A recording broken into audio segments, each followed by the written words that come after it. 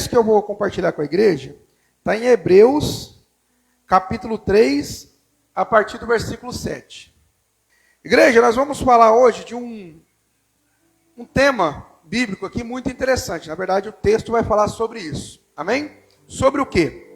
Sobre o grave perigo da incredulidade. O grave perigo da incredulidade. Por quê? Para iniciar, a gente já vai ver o seguinte. Primeiro princípio para a salvação é o quê? Crer. Creia no Senhor Jesus e será salvo tu e a tua casa.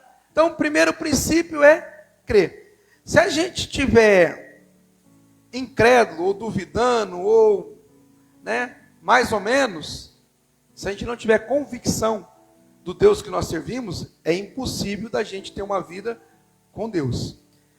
E eu estava questionando já essa semana inteira, e ontem isso ainda ficou mais aprimorado, o porquê que parece que tem pessoas que vivem uma vida na casa de Deus, mas não acreditam em Deus. Aí eu fui conversando com o Espírito Santo e ele trouxe alguns esclarecimentos. Por isso eu vou trazê-los aqui para a igreja essa manhã. Amém?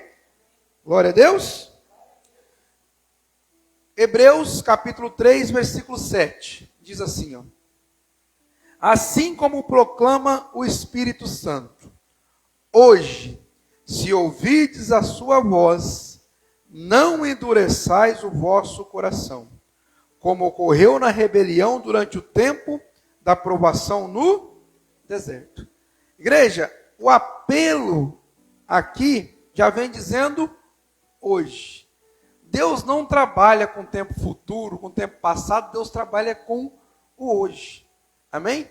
Eu sou, então Deus trabalha atual. Deus não trabalha daqui 10 anos, ou trabalhou, não. É sempre com o atual. Por quê? Nós não podemos mudar o nosso futuro. Apesar da gente aprender isso, Tipo assim, não, você prepara hoje o seu futuro e se você morrer amanhã? Então nós não podemos mudar o nosso futuro. Nós não podemos mudar o nosso passado. Mas nós podemos mudar o nosso presente. Então a minha vida pode mudar a partir de hoje. Segunda-feira eu começo. Quem falou que a gente vai chegar segunda-feira? Possa ser que a gente morra daqui a pouco. Possa ser que seja arrebatado. Possa ser que algo aconteça. A gente não sabe nem daqui a um minuto. Quanto mais segunda-feira.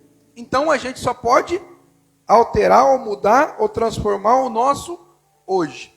Por isso a palavra inicia dizendo: hoje, se ouvires a sua voz, não endureçais o vosso coração, como ocorreu no dia da rebelião. Igreja, essa citação é muito interessante, porque muitas vezes a gente vem à casa de Deus tentando ouvir a voz de Deus. Muitas vezes a gente vai em busca de lugares onde tem gurus que falam, ou que se expressam dizendo que é Deus falando. Como se nós tivéssemos uma necessidade disso. O escritor de Hebreus, que ainda não sabemos ao certo quem é, muitos dizem que é ser Paulo, mas há uma controvérsia, mas o escritor de Hebreus, ele cita um texto de Salmos, que está lá no Salmo 95. Então isso aqui, se hoje ouvires tua voz, está lá no Salmo 95. E você vê que interessante, olha só que legal. Assim como proclama quem? O Espírito Santo. Ele não citou assim, como diz em Salmo 95, como o salmista escreveu no Salmo 95, se hoje ouvir a sua voz, não. Ele declara, assim como proclama o Espírito Santo. O que ele está dizendo? A palavra de Deus é a voz de Deus. Para de ficar procurando ouvir Deus em outros lugares. Deus está aqui, na palavra dele. E ele se revela a nós através da sua palavra. Mas a gente quer sempre algo a mais. Parece que Deus não é o suficiente. Parece que a palavra de Deus não é o suficiente. E a gente quer sempre algo a mais. E isso, igreja, é incredulidade. Toda vez que a gente quer algo a mais é porque eu não creio naquilo. Porque Se eu creio que isso aqui é a voz de Deus, eu vou procurar a voz de Deus mais aonde? Não preciso. Mas como eu não aceito ou não creio que a palavra, a Bíblia, seja a palavra de Deus, então eu tenho que ficar buscando em pessoas. E aí eu acredito naquilo que eu quero acreditar. Naquilo que eu quero ouvir. E não no que está escrito. Sabe por quê? Se eu chego para um guru, nos dias de hoje, eu vou chamar de guru, não vou chamar de profeta não, porque não é profeta, é guru. Se eu chego para um guru, o guru foi nas minhas redes sociais. O guru sabe o que eu quero. O guru é uma pessoa inteligente. Você está aí, ó, adorando, louvando. Aí o guru está olhando e fala, ó, ele gosta de louvar. Na hora de a gente entregar a palavra a você, você vai ser um adorador. Deus tem algo referente a louvor para você. Porque o guru já fez a leitura corporal. São pessoas inteligentes. Porque a palavra de Deus diz que os filhos das trevas são mais astutos que os filhos da luz. E assim são mesmo. Eles são mais sagazes. Eles se dedicam mais. Então, os filhos das trevas, eles são assim. E os filhos de Deus andam dormindo. Então, são facilmente enganados. Mas não é sobre isso que a gente vai falar. A gente está falando sobre incredulidade. A palavra de Deus vai dizer o seguinte: não endureçais o vosso coração como ocorreu no dia da rebelião, durante o tempo da provação no deserto. Quanto tempo foi esse? 40 anos. Então, o escritor aqui está dizendo, pode virar isso aqui para mim, por favor, gente. Eu vim aqui, olhei, estava legal, de repente o trem saiu. Que legal, né? Aí, ó. Estava refrescando essas caixas de som, que deve estar com calor. Aí, ó. Ficou bom. Obrigado, Carlos Eduardo. Exposição total, hein? Aí, ó. Se fosse o arrebatamento, tinha ficado. Não abrir e piscar de olhos. Amém? Parece que a gente combinou de ficar alguém auxiliando aqui no altar também, né? Parece. O pastor não tem bola não, mas, né? Quando vem um convidado aqui, a gente não pode ficar deixando os convidados, né? Passando sufoco aqui em cima. Amém? Eu não tenho problema não. Glória a Deus. Vamos continuar então? Não. O que aconteceu durante esses 40 anos E olha só que interessante, igreja. Ó, diz a palavra assim, ó, 40 anos de quê? De provação. O que aconteceu durante esses 40 anos de provação? Vamos lá? Como é que iniciou isso tudo? Todo mundo conhece? Moisés tirando o povo do Egito, resgatando. De que forma foi esse resgate? Primeira coisa que aconteceu lá foi o quê? As pragas. 10 tipos de pragas, simbolizando 10 entidades ou 10 demônios que atuavam ali, no Egito. Cada uma simbolizando uma, mas nós não vamos entrar nisso. E depois dessas 10 pragas, né, a última a gente sabe que foi de eliminar o primogênito. O faraó então liberou o povo de Deus e Deus já estava agindo já anteriormente a isso. Mas aí Deus começa a agir de uma forma extraordinária. Você imagina, a primeira coisa que acontece, chega diante do mar. O mar está fechado. Só tem aquela passagem. Os egípcios vindo atrás deles. O que Deus faz? Abre o mar para o povo passar. Igreja, imagina o que é você estar de frente do mar e o mar abrir para você passar. Aí, eles passam. A hora que acaba de passar, o mar se fecha, matando todo o exército inimigo. Aí, chega do lado de lá, estão com sede. Aí, Deus providencia águas amargas, né? Mas o povo não gosta de águas amargas. Deus falou, tudo bem, primeira prova já foi, vocês foram reprovados. Águas amargas vocês não querem, mas eu vou dar agora algumas instruções. Trouxe a lei para eles. Ó. Tem isso. Trouxe um tanto de coisas que eles tinham que cumprir. Que não precisavam. Que era só obedecer, mas... Né? Continua mais um pouquinho, aí Deus mostra ali um oásis, né? Cheio de poços, palmeiras, e o povo vai e bebe água. Acaba de beber água, o povo fala que está com fome. Deus faz o quê? Traz o maná. Aí, o maná não sendo suficiente, que eles ficavam comendo maná todo dia, estava enjoando, pediram carne. Deus manda o quê? Carne. Aí, se não bastasse, o deserto lá, para quem já viu aí na televisão, alguns documentários, o deserto não é aquele deserto que a gente vê nos filmes, aquele deserto de areia. O deserto lá é de pedra. Então quer dizer que as sandálias iam se desgastar rápido. Durou quanto tempo o chinelinho lá? 40 anos, filho. Imagina se fosse uma fábrica de dias de hoje. Quebrava as outras tudo. 40 anos. E o interessante, os pezinhos cresceram nos 40 anos. Imagina o Davi, saindo de lá, aqui, o Davi aqui, com 2 anos de idade, pé desse tamanho. Com 11, passando 42. Olha o quanto esse chinelo teve que crescer. Né? Imagina o Cadu, saindo de lá menino, calçando 22. Agora 48 o pé ali. Imagina o tanto que isso teve que crescer. E as roupas? Imagina o Filipão, saindo de lá com 7 anos de idade. Depois a calça tendo que ter 1,5 metro. Isso tudo, igreja, aconteceu diante dos olhos deles.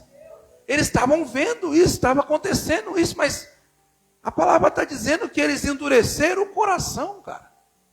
Como assim endurecer o coração diante dessas coisas? O milagre não era um milagre esporádico na vida deles. O milagre era todos os dias. Todos os dias vinha maná do céu, todos os dias estavam vendo milagre. Todos os dias uma nuvem de fogo à noite os protegia do frio extremo no deserto. Todos os dias uma coluna de nuvens os protegia do calor pela manhã. Todos os dias. E o texto diz que mesmo assim ocorreu uma rebelião. Eles se rebelaram contra Deus. Fazendo o quê? Versículo 9. Onde os vossos pais me tentaram, colocando-me à prova, ainda que durante 40 anos tenham contemplado as minhas obras. Mesmo vendo o agir de Deus todos os dias, igreja, durante 40 anos, mesmo assim, eles tentavam a Deus quase que diariamente. Olha o perigo que é a incredulidade. Olha que tristeza que é a incredulidade. Olha que coisa terrível. Versículo 10. E olha o que isso causa. Por esse motivo, me indignei contra esta geração e declarei: o coração destes está sempre desviando e não reconhece os meus caminhos. Igreja, olha o que acontece. Primeiro, quando a gente vive na rebelião, a gente acende em Deus, olha só, por esse motivo eu me indignei. A gente acende em Deus a indignação do Senhor. O Senhor fica irado, indignado contra nós. Ele fala assim: não é possível, tudo que eu faço e eles não conseguem enxergar. E por que não conseguem enxergar?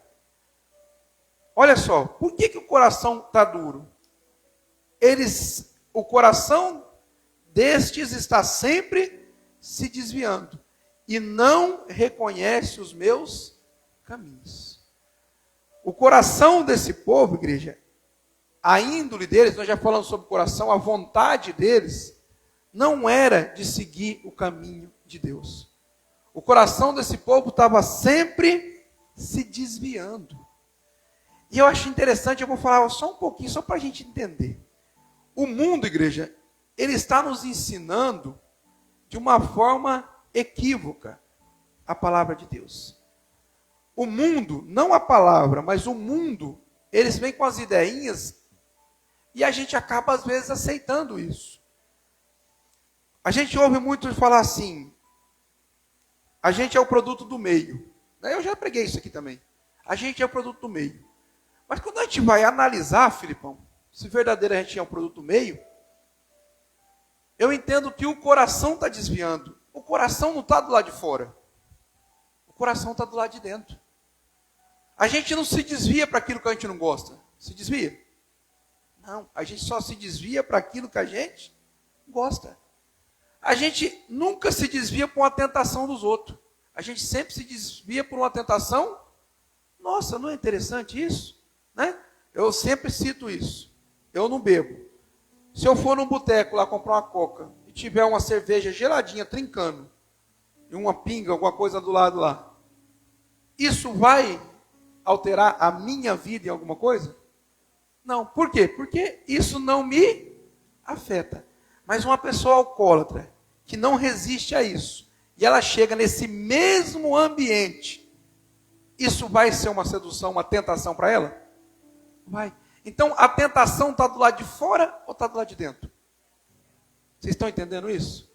Olha que coisa triste. A gente sempre quer jogar a culpa no outro. Por que os nossos jovens estão sendo influenciados? Ah, porque anda com quem não presta. Não, porque não presta também. É duro, mas temos que falar. Porque se prestasse, não fazia. É simples. Bem simples. Nós que temos uma opinião formada já, nós adultos, né? Creio que seja assim. Vou dar um exemplo. Creio que seja... Vamos supor, alguém chega para nós e fala assim, ó, vamos ali roubar um carro forte? Você vai? Eu não vou. Você vai? Eu também não. Eu não vou. E se chegar 10 pessoas e falar assim, vamos lá roubar um carro forte que vai ser da hora, toma um fuzil para cada um, você vai? Eu também não vou. Então por que 10 não influencia um? E quando a gente quer, a gente vai. Agora vamos mudar? Aí chega 10 e fala assim, vamos para a praia. Calor danado. Vamos agora? Aonde? Ubatuba. Ponte. Vamos passar o ano lá? Ah, não. Mas não, né? Bem assim. Tudo pago? Opa. Aí também, né? Sou filho de Deus também. Tem que dar uma, não é possível também, né? Aí eu me desviei. Fui lá para Ubatuba, né? Chegou lá em Ubatuba. Estamos em 10 lá. Aí, de repente, vamos falar, vamos tomar uma caipirinha. Eu falo, não, mas essa é sem álcool, é caipirinha nova, é sem álcool, caipirinha gospel. Mas como assim caipirinha gospel? Vamos ter que tomar. Aí chega lá, vamos querer ou não vamos querer? Não, vamos querer.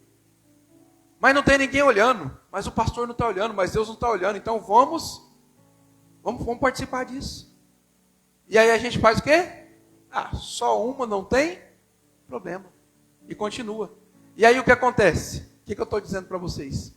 Tudo isso, eu fui influenciado ou eu queria? Amém? Vamos fazer de novo? Você chega num lugar, tem 10 pessoas falando, vou tomar um veneno para me suicidar. Vamos? Você vai?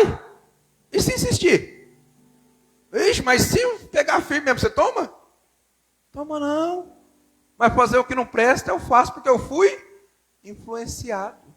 Mas não é assim, é o que a gente quer.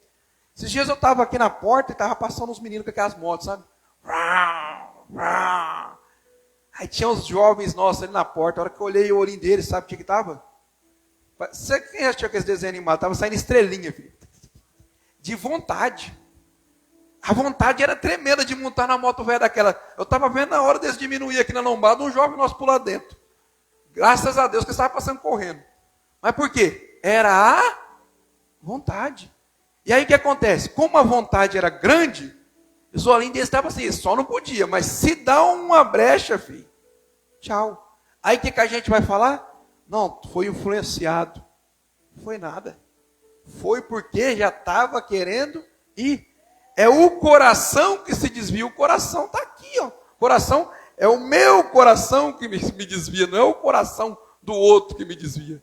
É o meu, é a minha vontade, é o que eu quero fazer. Então eu preciso ficar muito atento quanto a isso. A gente acostumou a jogar a culpa nas pessoas, sempre no outro. Desviou porque não sei o que. Não, desviou porque o coração não quer andar no caminho de Deus. É só isso que acontece. Mas a gente sempre tende a colocar a culpa em alguém. Vamos seguir aqui, gente? Olha só. Por esse motivo me indignei contra essa geração e declarei, o coração deles está sempre desviando dos meus caminhos. Sendo assim, jurei na minha ira. Então Deus se ira? Então Deus se ira. Eu achando que era só amor, mas se ira. Filipão, Deus se ira. Sendo assim, jurei na minha ira.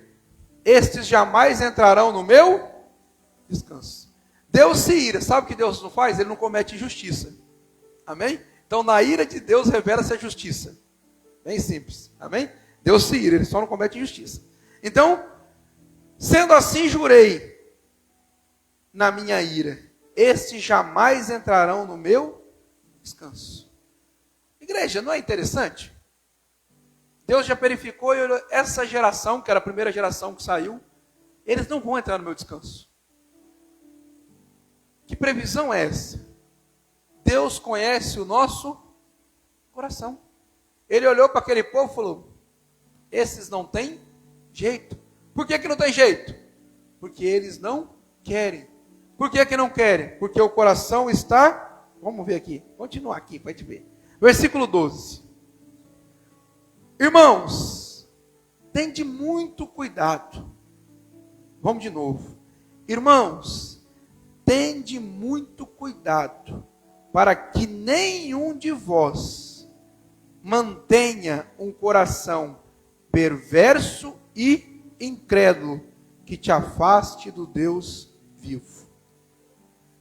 Pelo contrário, exortai-vos mutuamente todos os dias durante o tempo que se chama, de maneira que nenhum de vós seja embrutecido pelo engano do pecado. Igreja, eu já preguei sobre isso esses dias e expliquei para vocês. O embrutecido aí é uma coisa interessante. Amém? O embrutecido aí é como se fosse calejado, é insensível. Eu não estou percebendo aquilo que está acontecendo. Eu perco a sensibilidade. O meu coração perde a sensibilidade. Ele fica embrutecido. Nada do que me fala me afeta. Nada do que acontece me afeta. É um coração embrutecido. E esse tipo de coração embrutecido, igreja, ele é um coração perverso e incrédulo. E esse tipo de coração também nos afasta do Deus vivo. Olha só, eu vou explicar para vocês o que é um coração. E aqui tem a chave do que eu falei no início para vocês, da incredulidade. A incredulidade não é não acreditar em Deus. Não é isso. A incredulidade que está dizendo aqui não é essa de não acreditar em Deus. Por quê? Todos que estavam no deserto estavam vendo Deus agir. Vendo, sim ou não? Eles acreditavam que Deus existia? Sim, eles estavam vendo Deus agir. Qual que é o problema, então, dessa incredulidade? Eu esqueço, igreja, de entender o que Deus faz na minha vida. Eu me acostumo. É se acostumar com as coisas de Deus. A incredulidade nos leva à insensibilidade. Então eu me acostumo. O que aconteceu com esse povo? Não é que eles não acreditavam mais em Deus. É que eles se acostumaram a viver na provisão de Deus. E isso descreditou a eles o poder de Deus. Não entendi. Como todos os dias o maná vinha, deixou de ser um milagre e passou a ser natural. É natural, todo dia vem. Então, os meninos cresceram, vendo todo dia o maná chegando, passou a ser natural. Não, que milagre tem nisso? Tem uma coluna de fogo nos aquecendo? Natural. Tem uma nuvem tirando o calor da gente, nos poupando do calor? Natural. A gente acaba envolvendo dessa forma. E outra coisa interessante. A gente começa a agir com as nossas forças. Ou entendendo que aquilo é as nossas forças. A gente passa a acreditar a nós aquilo que Deus está fazendo. Eu vou te mostrar como é que a gente vai desacreditando de Deus. Como é que vai gerando incredulidade. Você quer ver uma coisa que gera incredulidade? Finanças. Vou explicar. Se eu trabalhar muito e ganhar muito dinheiro e gastar pouco, eu vou melhorar minha situação financeira? Sim ou não? E aí eu tiro Deus da jogada. Porque quem está trabalhando? Sou eu. Quem que está me esforçando para não gastar? Sou eu. Mas aonde que eu me esqueci? Que é Deus que me acorda todo dia de manhã para me trabalhar. Que é Deus que abre a porta de trabalho. Que é Deus que me mantém de pé.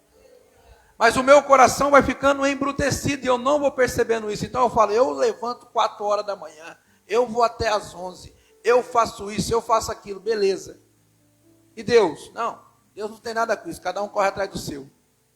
É assim que a gente ouve. Pega esses coaches aí, como que chama esses caras? Consultor financeiro. dificilmente ele vai falar de Deus para você. Ele vai falar, os coach falam, porque os coach misturam a palavra de Deus com as finanças. Os coach vai te tapear dessa forma. Mas os consultores financeiros não. Eles vão falar, ó, se você fizer da maneira certa. Ontem mesmo eu vi um, Carlos Eduardo. E ele falou, ó, em 5 anos você consegue ficar milionário. 5 anos. Aí eu pensei, e quem falou que o cara tem 5 anos se o cara só tiver 3 dias de vida? Né? Pensei comigo, mas ninguém tocou nesse assunto. Aí olha o que ele falou. Perguntou pro rapaz assim, você bebe Coca-Cola? O rapaz falou, não, foi o refrigerante, foi o Coca, não, refrigerante. O cara bebe quantos? Aí o cara foi malandro, falou, 2 por semana. É muito mais aí, mas o cara falou 2 para falar que ele era econômico. Né? Aí ele fez a conta lá, deu 14 mil por ano de refrigerante. Falou, se você cortar o refrigerante, cortar a pizza, cortar a sua vida. Ou seja, se você parar de viver durante 5 anos, você vai aproveitar o restante do tempo. Aí, outra palavra, Carlos Eduardo, muito perigosa nos dias de hoje, chama-se liberdade financeira. O que é liberdade financeira, Carlos Eduardo? Você fazer o que você quiser sem precisar trabalhar. Não é isso que eles falam? Eles falam que liberdade financeira é você ter o tempo e o dinheiro. Porque às vezes você tem tempo, mas não tem dinheiro. Às vezes tem dinheiro, mas não tem tempo. Eles falam que a liberdade financeira é ter o tempo e o dinheiro. Ou seja, você ter dinheiro ao ponto de você não precisar trabalhar e você usufruir daquilo. Aí a palavra de Deus diz lá em Eclesiastes capítulo 5, que o presente que nós recebemos de Deus é a gente poder trabalhar e usufruir do nosso trabalho. Aí o mundo ensina que vai ter que parar de trabalhar para usufruir. Aí a palavra de Deus fala que não tem prazer nisso. O prazer que o homem tem é trabalhar e usufruir do trabalho dele. Amém? Ou seja, é você trabalhar a semana inteira e no final de semana você ir lá comer um lanche com a sua família. Usufruir. E lá fora ainda de comer e beber, que é o prazeroso. Então, o mundo ensina tudo diferente e vai gerando em nós o quê? Incredulidade. A gente passa a compreender dessa forma. Vamos pôr um autônomo, meu exemplo aqui, o Carlos Eduardo. No fim do ano, ele arrebenta de cortar cabelo, que é normal. Mas e se Deus não der saúde para ele? Então, em primeiro lugar, quem que vem? Deus. Se Deus colocar, não vou nem falar de uma coisa grave não, a dengue. 7 dias, do Natal ao dia 1º. Aí, ó, aconteceu, uma virose novo, mas não aprendeu, mas aconteceu. Aí, assim que acontece, é Deus mostrando o quê? Eu sou o Deus, e pronto. Mas a gente não consegue compreender, a gente acha que é o nosso esforço. Eu já falei aqui várias vezes, toda vez que eu conto a história dos judeus lá de Israel, acho que vocês pensam que é porque eu gosto de contar a história. Mas é porque eu estou mostrando que Deus age. O que acontece? 3 vezes por dia, o que os judeus fazem? Para e fecha a loja para quê? Para orar. E os árabes, que jeito que fica? Aberto o tempo todo, não para nem para almoçar. O que o povo faz? Espera o judeu abrir para ir comprar lá. Por quê? Porque é Deus quem envia os clientes. Mas aí a gente quer fazer estratégia de marketing, quer fazer tudo que não precisa de Deus. A gente quer andar independente de Deus. Na verdade, a palavra diz para a gente andar totalmente dependente de Deus. Olha que loucura. A palavra ensina a gente a ser dependente e a gente quer se tornar independente. Eu não preciso de Deus para nada, porque eu faço. Esse é o embrutecimento do coração. As pessoas vêm para a igreja exercer ministérios. E o que o embrutecimento do coração faz? Tira o quê? A sensibilidade. E a gente se torna uma máquina na presença de Deus. Tem máquina que é máquina, como que eu posso dizer? Não, máquina é máquina, toda máquina era 100%, né? A não ser que ela esteja quebrada. Então, uma máquina, se eu colocar uma máquina de abrir a porta ali, um sensor, toda vez que chegar alguém, o que essa porta vai fazer? Vai abrir. A pessoa entrou, o que ela vai fazer? Vai fechar. É uma máquina, abre e fecha. Se junto com essa máquina, eu colocar uma voz dizendo assim, paz do Senhor, irmão, seja bem-vindo. O que vai acontecer? Toda vez que chegar alguém, a porta abre, fala paz do Senhor e diz seja bem-vindo. Sim ou não? Se for uma igreja muito grande, e a gente tiver alguns setores, e a gente sabe que tal setor tem lugar para o cara sentar e outro não tem, ainda vai falar assim, paz do Senhor, irmão, seja muito bem-vindo, vai ao corredor C43. Vai fazer isso ou não? Todo dia, sim ou não? Tem irmão que está na porta igualzinho. Todo dia você chega e pega na paz do Senhor. Você entra. 2 anos passados, paz do Senhor. Não se esboça com nada, perdeu o ânimo.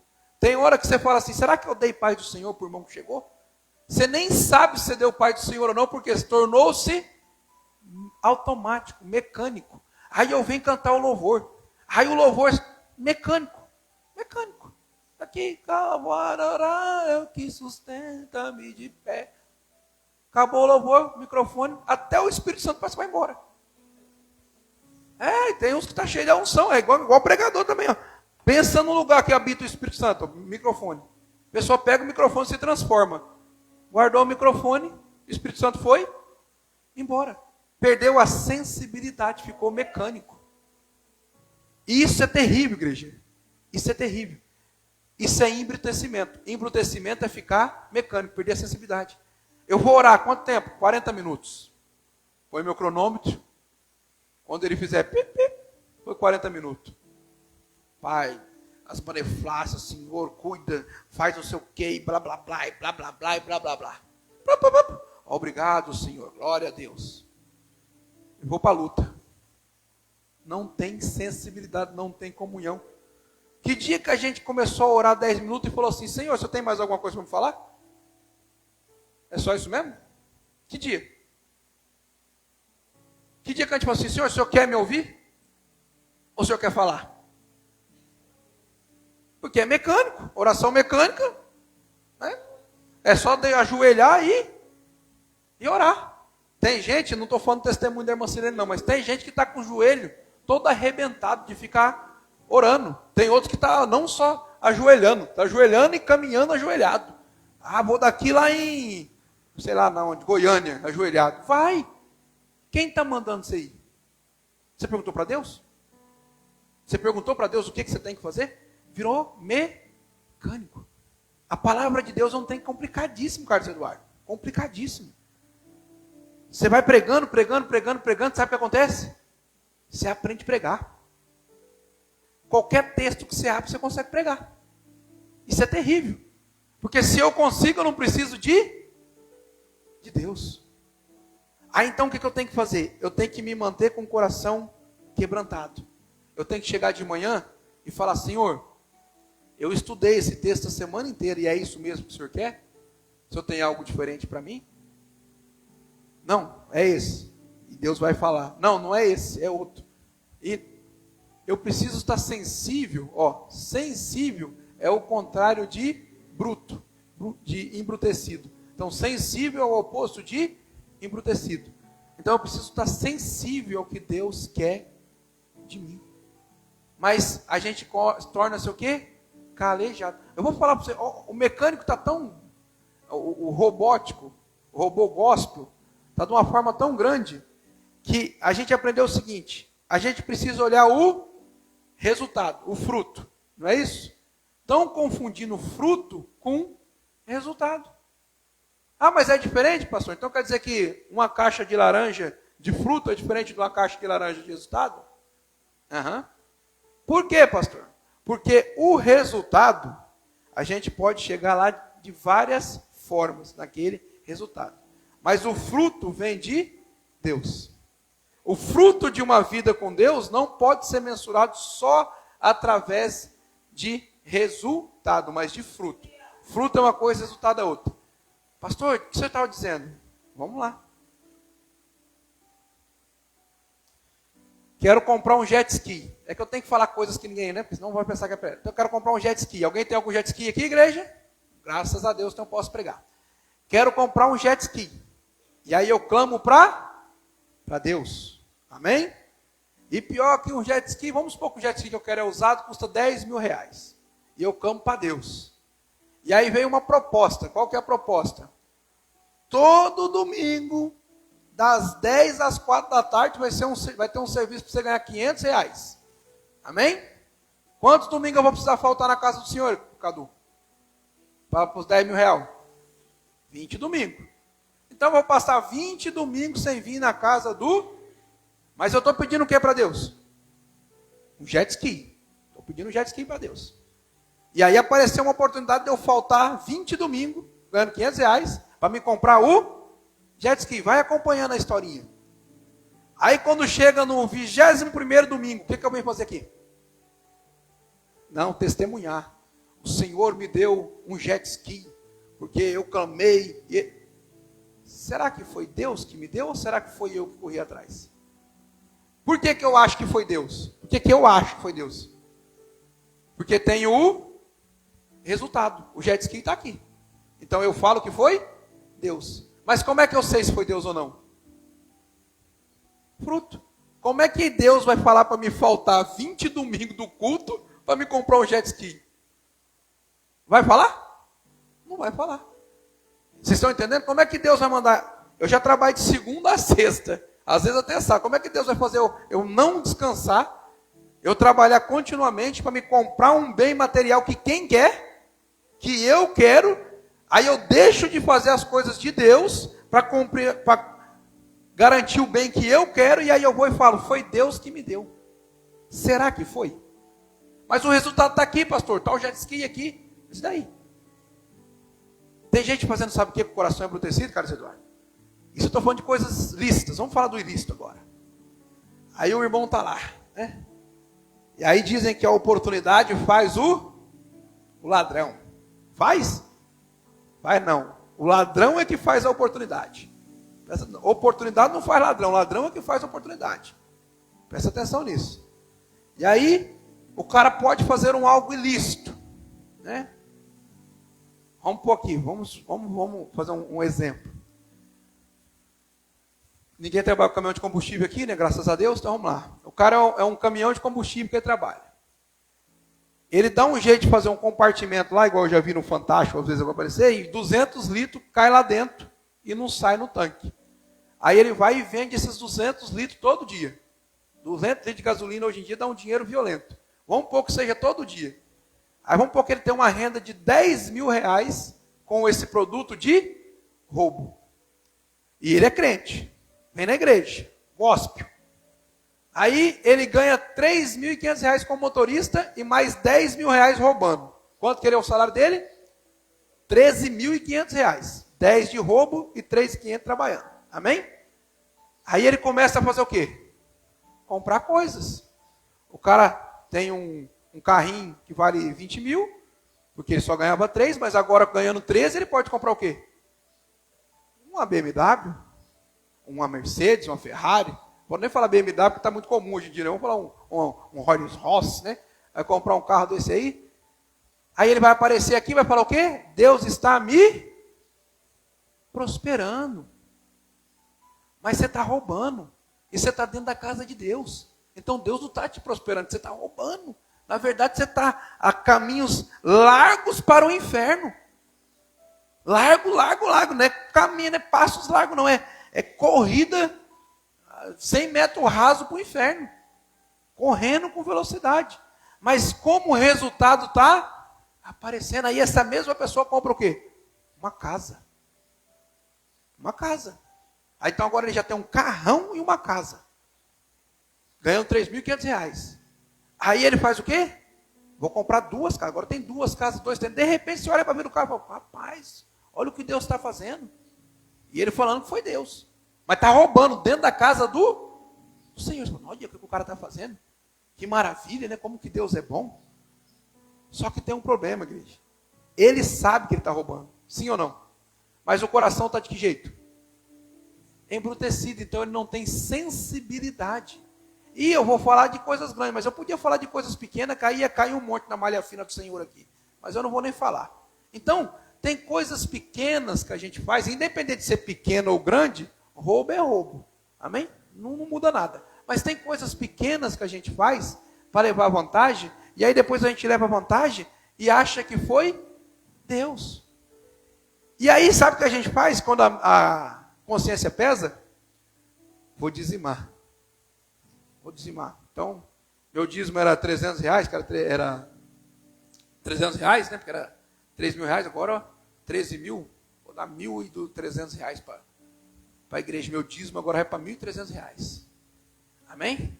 Sabe o que ele está pensando? O pastor não vai falar mais de pecado, porque o pastor está desconfiado. Aí o pastor fica quietinho. Fica todo mundo em paz. Igreja ganhando dinheiro, o ladrão ganhando dinheiro, e tudo falando que está em Deus. E os coraçãozinhos? Embrutecido, perdeu a sensibilidade. Tem lugares que Deus já não faz visita faz muitos anos, mas parece que está tudo muito bom. A igreja de Laodiceia era assim. Pensava que era uma igreja rica, pensava que era uma igreja próspera, e o Senhor fala, pobre, cego e nu. São desse jeito vocês. Mas a gente está achando que coisas, resultados, são frutos. Não são. Aí vamos lá olhar para a vida dessa pessoa que está roubando. Geralmente tem filhos. Os filhos estão com ele na casa do Senhor? Não. Se tiver filho, está se prostituindo. Se tiver filho, está no mundo das drogas. Esse é o fruto. Terreno, casa, jet ski e tudo mais que eu falei aqui, é resultado. O fruto é os filhos. Aí os frutos estão nas drogas. Os filhos estão nas drogas, estão dando trabalho, estão fazendo tudo que não presta. Esse é o fruto. Mas, e a pessoa está entendendo isso? Não. Por quê? O coração está embrutecido, está insensível. Olha o que a gente está falando aqui, olha que coisa profunda. O coração está insensível, ela não percebe o que ela está fazendo. Ela sabe o que está fazendo, mas tornou-se insensível. Mecânica. Então, eu venho, eu dizimo, eu oferto. Ótimo. E quando o irmão está precisando, eu ainda dou uma cesta básica. Olha que irmão fantástico, mas está roubando. Olha que irmão 100%, mas está roubando. Aí a igreja precisa de um ar-condicionado.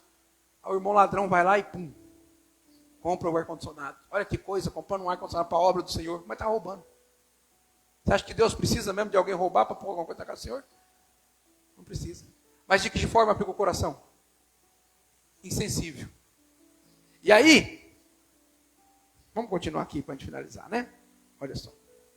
Coração insensível. Continua, diz assim, versículo 13, né? 14 já, verdade. Coração embrutecido. 14. Porque passamos a ser participantes de Cristo, desde que, na realidade, nos apeguemos até o fim, aquele que depositamos, desde que nos apeguemos até o fim, a fé que nele depositamos desde o início. Então, igreja, a gente precisa se apegar com Cristo, se apegar com Deus. Se eu não tiver apegado com Deus, se meu coração não estiver disposto, e se apegar aqui é o mesmo que perseverar, eu acabo saindo da presença de Deus. Coração embrutecido vai me levar para fora da presença de Deus. Porque, e eu estou falando não de igreja, viu? Não confunda uma coisa com outra. O sair da presença de Deus não é sair da igreja. São duas coisas bem distintas. Quando uma pessoa sai da igreja, vamos supor hoje, dia 4 de janeiro, o irmão levanta e fala, pastor, felizmente, vejo que não é bem por aí, eu decidi sair. Sabe quando ele saiu da igreja, da presença de Deus? Assim que ele entrou. 2 meses depois que ele entrou, ele já tinha saído da presença de Deus. O corpo vai sair agora, mas o espírito já saiu naquela época. Então, na verdade, ele nunca teve aqui dentro, sempre teve lá fora. Então, vocês estão entendendo o que eu estou dizendo? Quando uma pessoa fala que vai desistir, ela não desistiu naquele momento, ela já desistiu faz tempo, ela já parou há muito tempo. Eu vou parar. Não, você não vai parar, você já está parado, ó.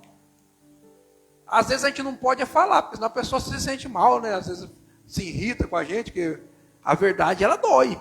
A verdade é uma coisa doída, dolorida. Então, às vezes as pessoas não estão preparadas para ouvir a verdade. Mas todo irmão que se desvia, não se desviou naquele momento. Ele já está desviado há muitos anos. Só foi um momento oportuno para ir embora, mas já saiu faz tempo. Então, se a gente não se apegar, não perseverar na presença de Deus, na presença, viu, igreja? Não é na igreja, não, na presença de Deus, o nosso coração vai acontecer o quê? vai embrutecer. A gente vai estar longe da presença de Deus e achando que está com Ele. É isso que acontece. Geralmente o irmão que está roubando, sabe o que ele faz? Ele é evangelista. Não perde uma oportunidade de falar para Deus, de falar de Deus para alguém. O irmão que está roubando, ele evangeliza até pastor. Ele é um fera. Por quê? Ele acha que está com Deus. Mas o coração está de que forma? Embrutecido. Insensível. Sem Deus. Continua e diz assim, ó. Por essa razão é que afirma. E o escritor repete. Hoje. Que dia? Hoje. Se ouvires a sua voz, não endureçais o vosso coração como ocorreu no dia da rebelião. Ora, quem foram os que ouviram e se rebelaram? Não foram todos que saíram do Egito, guiados por Moisés?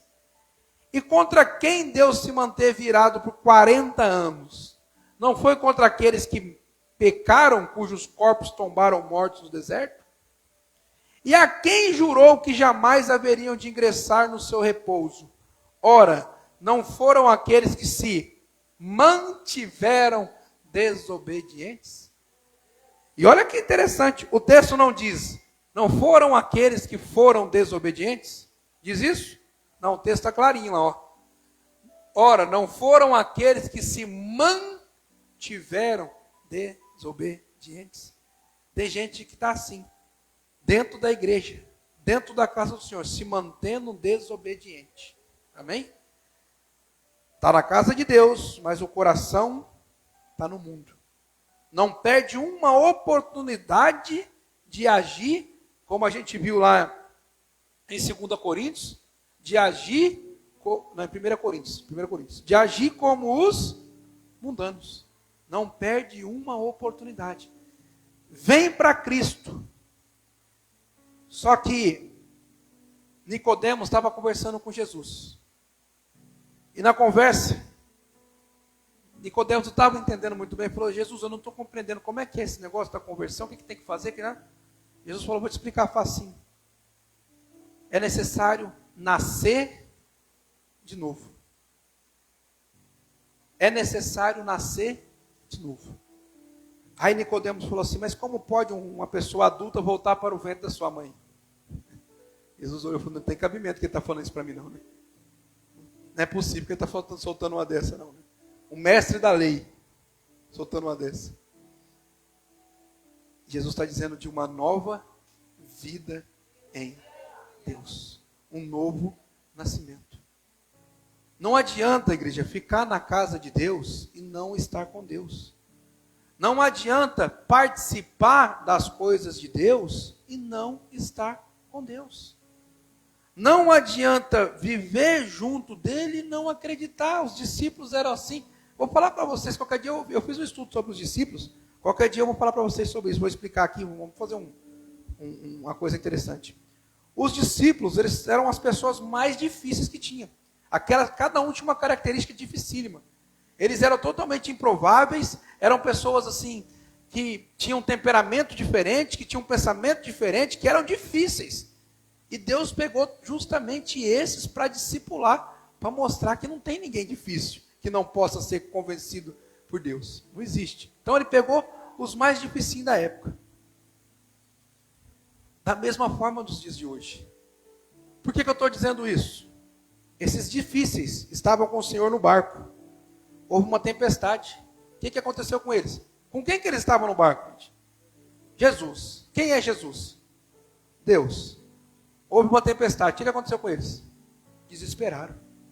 Aí Jesus está dormindo e eles vão pensar, rapaz, como é que ele pode estar dormindo? Nós estamos prestes tudo a morrer. Como é que você está com o dono da vida e morre?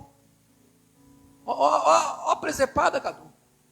Aí, olha só que legal. Só para vocês entenderem. Aí, Jesus dá uma acordada, vento, para chuva. Aquela maré mansa. Um olha para o outro e fala, quem é esse? Que até o mar e os ventos lhe obedecem. Não entendi. Está caminhando com Jesus, vai quase 3 anos e não sabe quem ele é?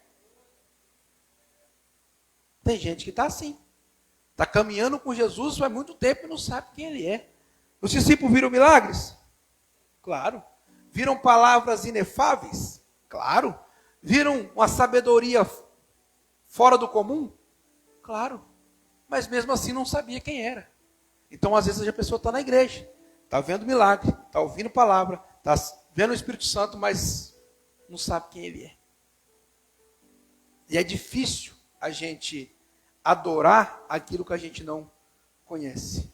É difícil a gente caminhar com alguém que a gente não sabe quem é. E eles disseram isso, quem é este? Eles não conheciam Jesus. Caminhavam, mas não conheciam. Por que eu estou dizendo isso? Você quer caminhar com Jesus escondendo alguma coisa dele. Está lá o Judas.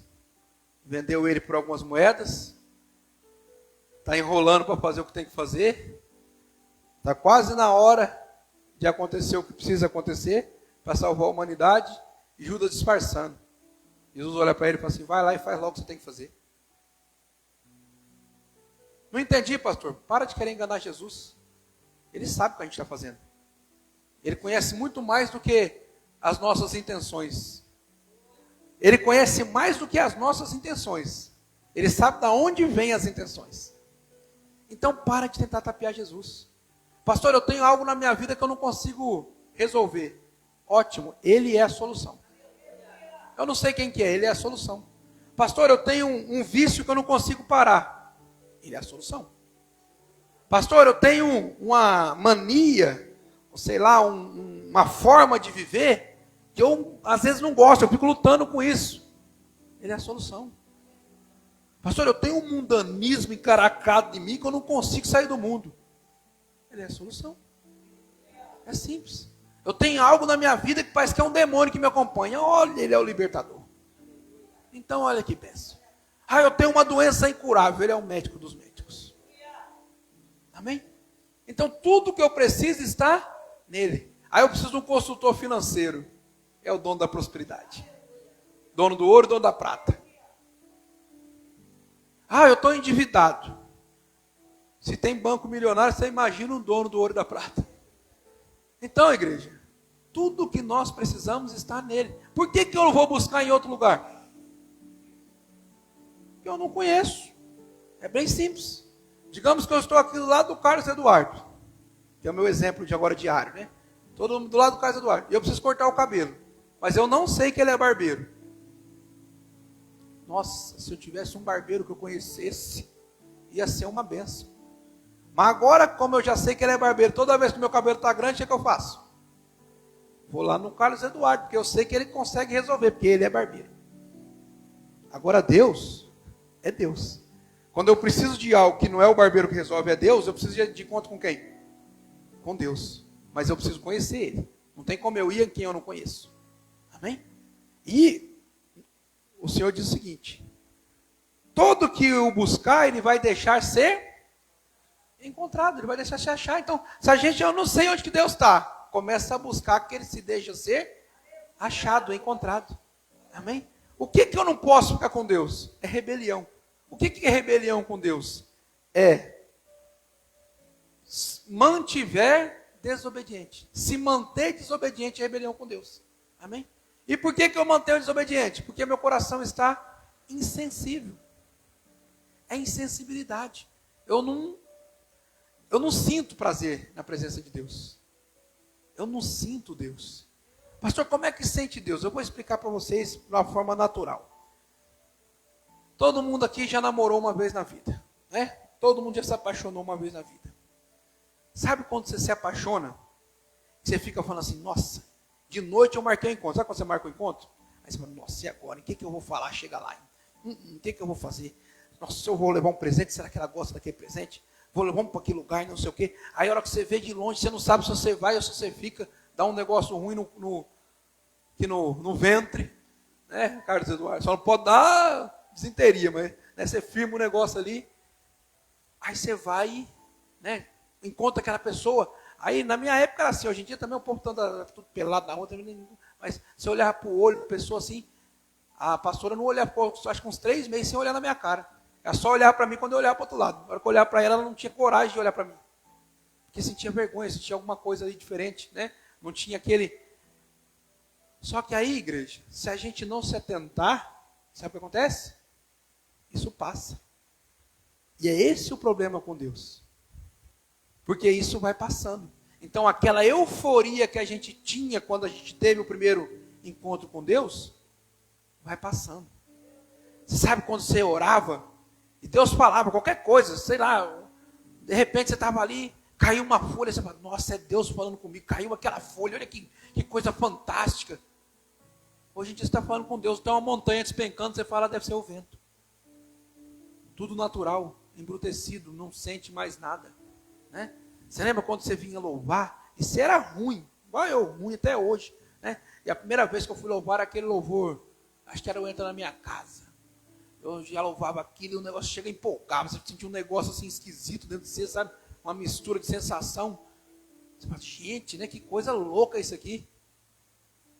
Aí agora, você vai passando o tempo, você já está aqui, já cantando, olhando ali, lendo ali, papapá, papapá.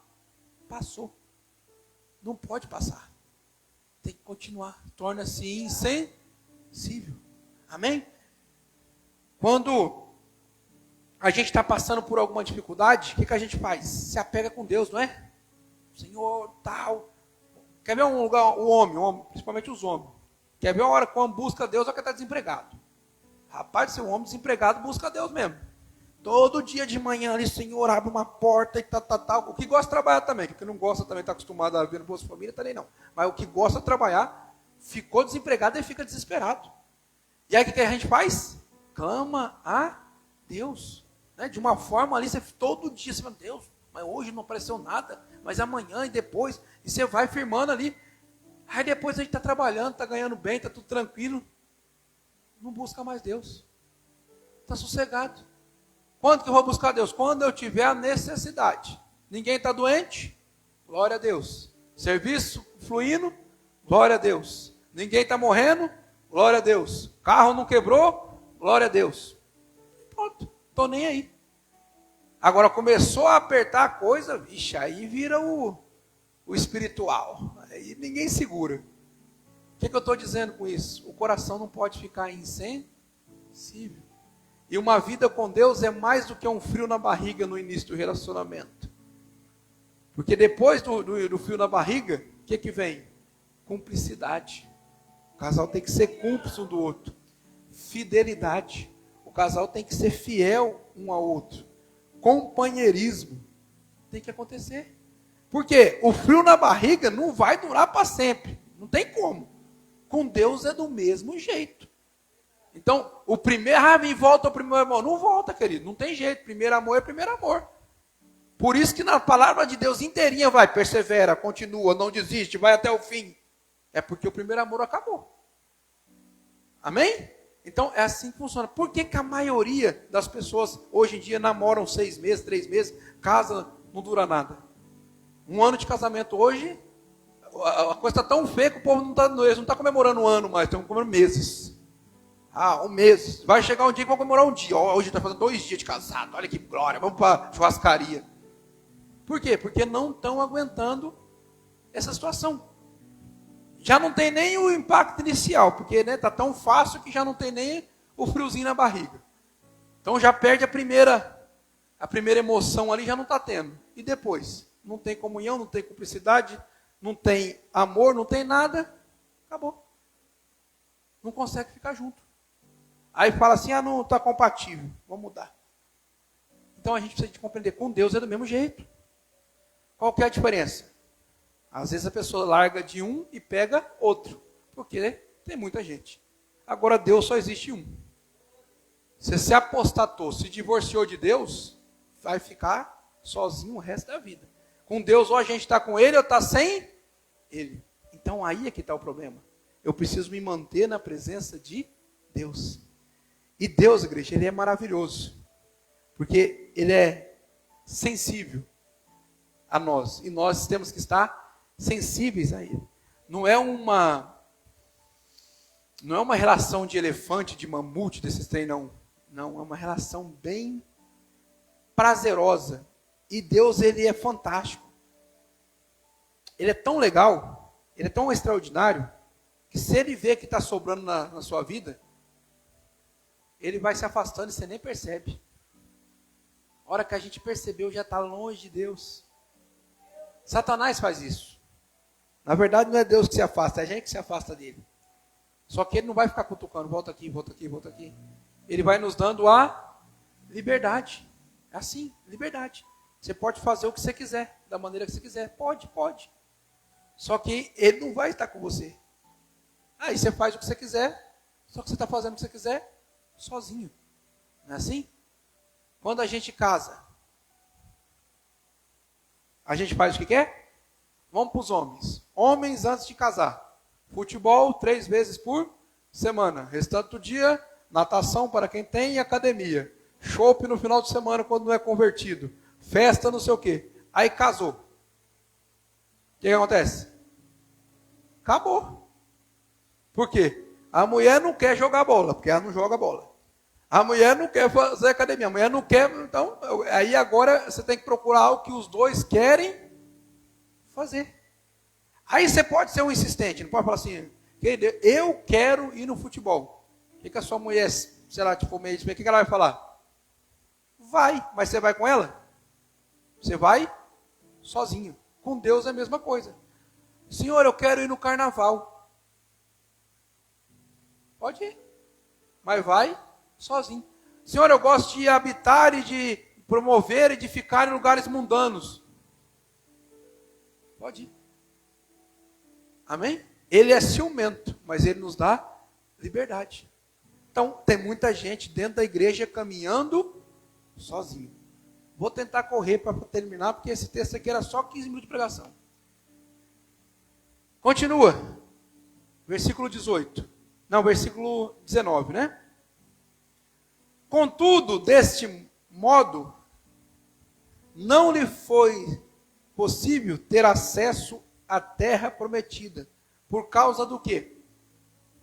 Da incredulidade. Ou seja, olha que coisa interessante que aconteceu no deserto. Fala que é mais de 600 mil homens que saíram do Egito, não é isso? Aí, historiadores, estudiosos dizem que somando crianças e mulheres, davam mais de 2 milhões de pessoas. Olha que coisa interessante. Esses 2 milhões de pessoas morreram em qual tempo? Em quanto tempo? 40 anos. Foi isso que durou essa peregrinação. Só entrou na terra prometida o Caleb e Josué, o resto morreu ali. Então, 40 anos. Em 40 anos, igreja, o deserto se tornou o maior cemitério do mundo, com mais de 2 milhões de pessoas. Mas isso não é o interessante. Sabe qual que é o interessante? A causa da morte. Infarto? Não. Coronavírus? Não. Febre africana, gripe negra, não sei o que, asiático? Não. Incredulidade. Causa a morte, incredulidade. Não crê na promessa de Deus. Foi a causa. Pouco antes disso, a gente conhece bem a história, Caleb e Josué entrou, eles chegam diante da promessa de Deus. Deus permite que 12 espias, um de cada tribo, vai lá espiar a terra. Precisava disso? Sim ou não? Claro que não precisava. Era só Deus falar, é aí, ó. Mas o que Deus falou? Vão lá. Volta os espias. Sabe o que eles disseram? Vou traduzir para vocês. Às vezes a gente lê o texto e não compreende. O relatório foi o seguinte: a terra é essa, mas é impossível de Deus cumprir aquilo que ele prometeu. Foi isso.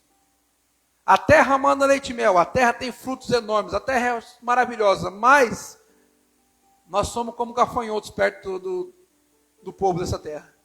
O exército deles é poderoso, as muralhas são fortíssimas, é impossível da gente conseguir entrar aí. Ou seja, Deus prometeu que a gente ia entrar, mas é impossível dele cumprir a palavra dele.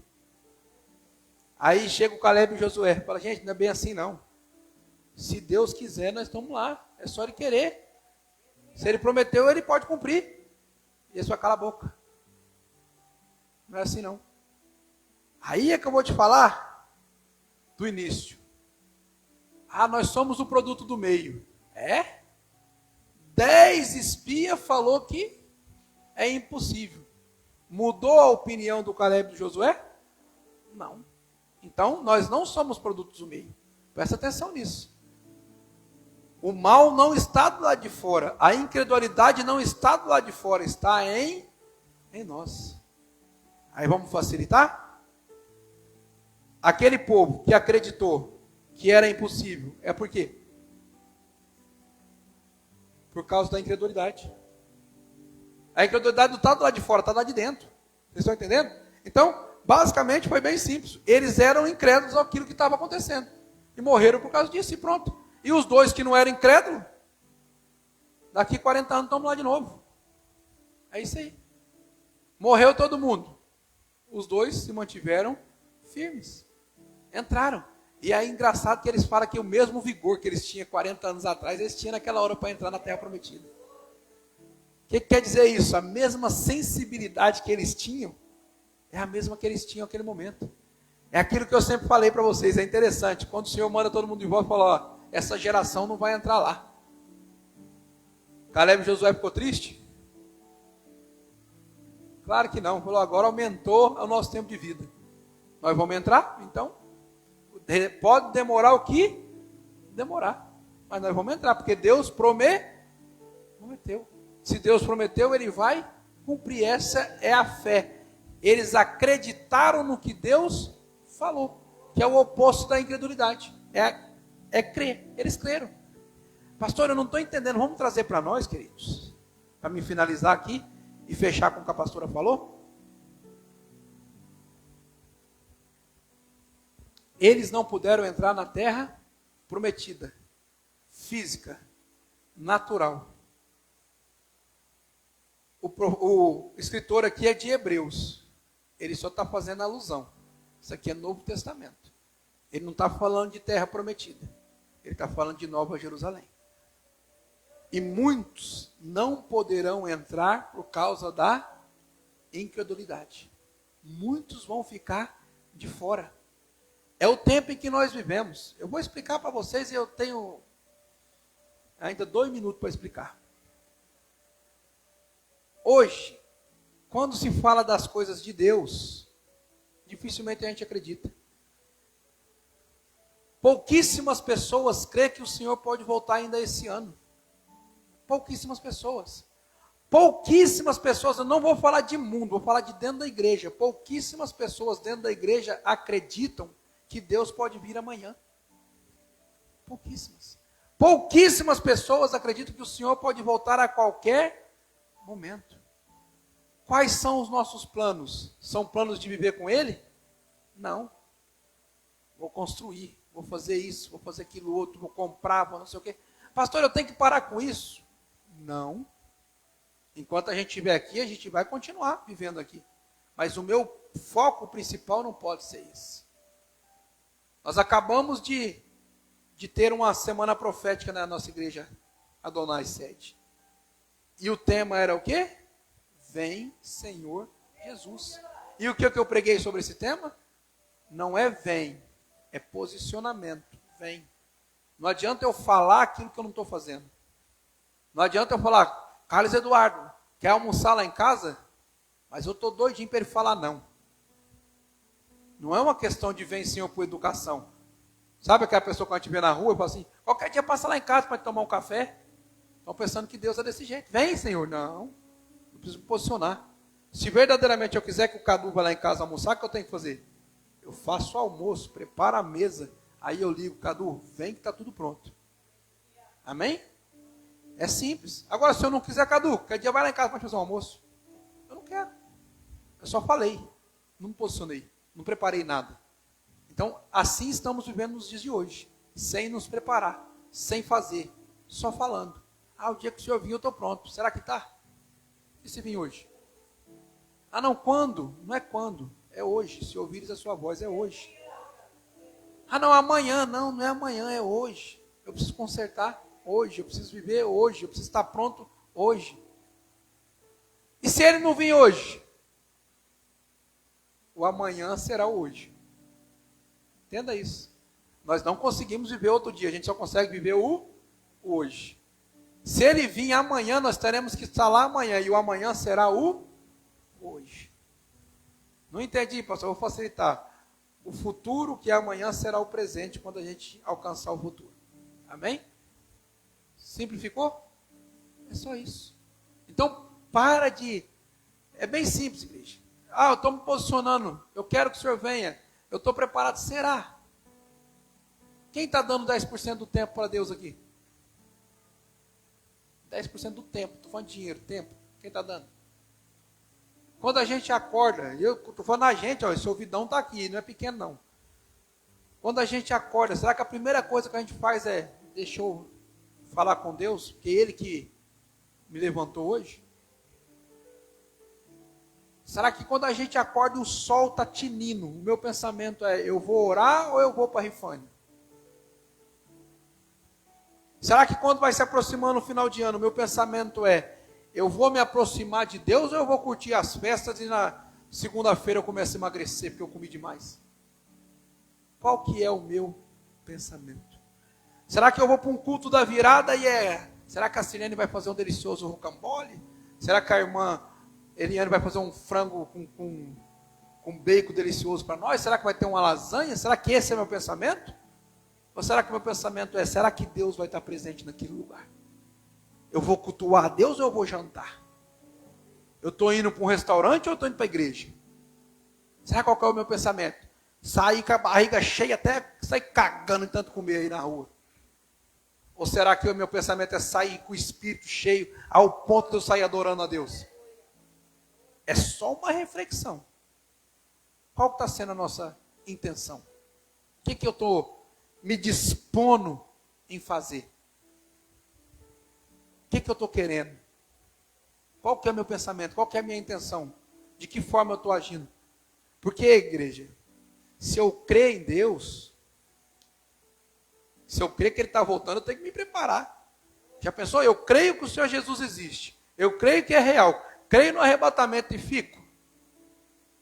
Porque eu não me preparei?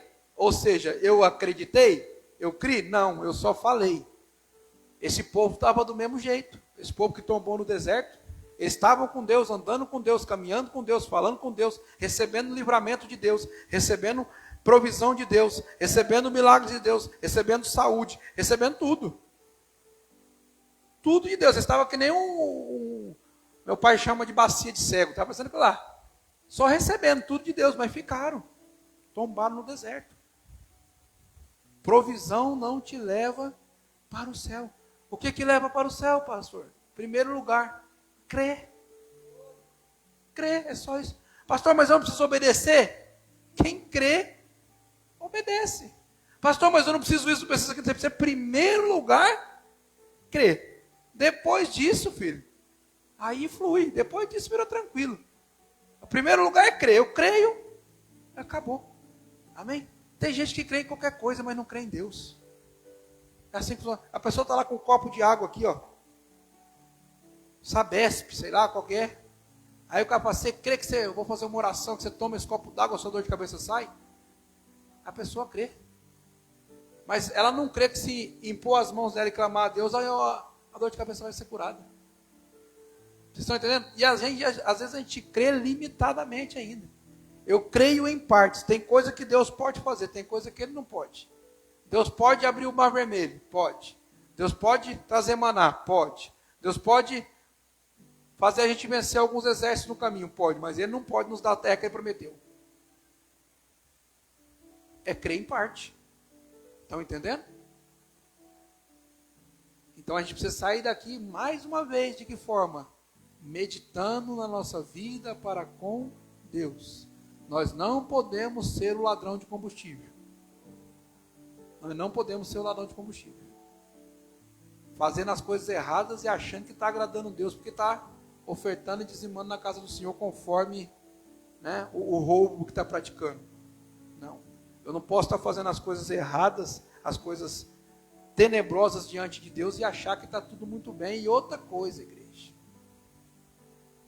Você não está enganando ninguém. A palavra já diz antes do começo da igreja. O trigo e o joio vão ficar junto. eu estou tapeando todo mundo da igreja. Tá não, joio. Tá não. Só não chegou o tempo da colheita. Uma hora chega o tempo da colheita. É só isso que está acontecendo. Ah, mas o bode está dentro da igreja. Tá, os bodes e as ovelhas vão ficar dentro da igreja. Até os pastor vir apartar. Todo mundo conhece o que é apartação, não é isso? O pastor vai vir apartar. Bodes para um lado e ovelhas para o outro. Enquanto isso vai estar tudo junto e misturado. Né? Todo mundo conhece a parábola do joio, né? Foi semeado lá o joio no meio do trigo e os lavradores falaram, o senhor quer que a gente arranca? Não, não arranca não, porque pode correr o risco na hora de arrancar o joio e arrancar algum trigo, então deixa crescer. A hora que a gente colher, a gente sabe quem é quem. Amém?